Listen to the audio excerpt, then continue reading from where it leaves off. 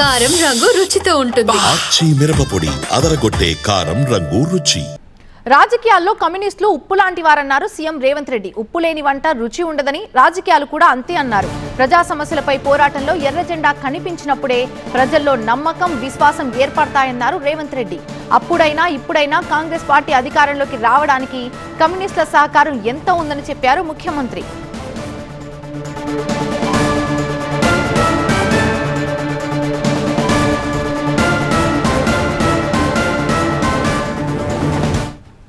నా వరకు నేను కమ్యూనిస్టు సోదరులను ఉప్పుతో పోలుస్తా.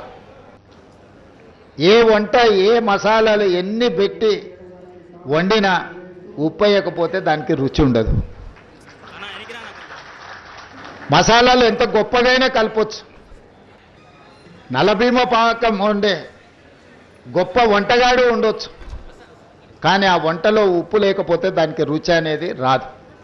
ప్రజా సమస్యల మీద కూడా ఎర్రజెండా కనిపించినప్పుడే ప్రజా సమస్యల్ని పరిష్కరించడానికి ప్రజలకు ఒక విశ్వాసం. అది మేము ఎన్ని చెప్పినా వీళ్ళు అధికారంలోకి రావడానికి ఆలోచన చేసి చెప్తున్నట్టు ఉన్నారని అనుకుంటారు, కానీ కమ్యూనిస్టులు చెప్తే ప్రజలకు ఒక నమ్మకం, వీళ్ళు చెప్తున్నారంటే ఏదో కొంచెం విషయం ఉన్నట్టే ఉంది అని. కమ్యూనిస్టులు అధికారంలోకి తేవడానికి పనికొస్తారో పనికిరారో నేను విశ్లేషించలేను, కానీ ఉన్నోన్ని దించడానికి మాత్రం 100% పనికొస్తారు. సో ఉన్న వాళ్ళని దించడానికి కమ్యూనిస్టులు ఎప్పుడూ ముందులో ఉంటారు, తప్పులు చేసేవాళ్ళు.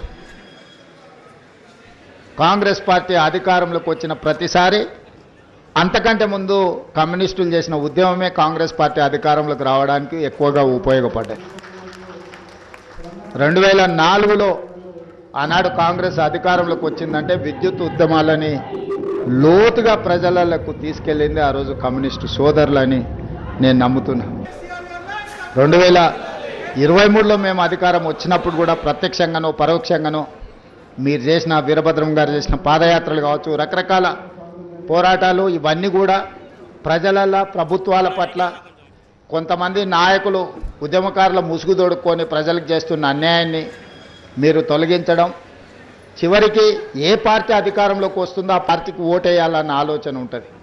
కొట్లాడేటప్పుడు ప్రజలు మీ పక్షాన ఉన్నా నిర్ణయం తీసుకున్నప్పుడు అధికారంలోకి వచ్చే పార్టీకి ఓటేస్తే బాగుంటుందని అనుకుంటారు, ఎందుకంటే వాళ్ళు కూడా వాళ్ళ ఓటు ఓసారి ఇటు వస్తే ప్రయోజనం ఉంటుంది కదా అని. అందుకే ఈరోజు రావడానికి ఉపయోగపడ్డారు, దీన్ని కొనసాగించడానికి కూడా మీ సహకారం ఉండాలి. మళ్ళోసారి వస్తే ఇంకా పేదలకు మంచి చేయడానికి అవకాశం ఉంటుంది.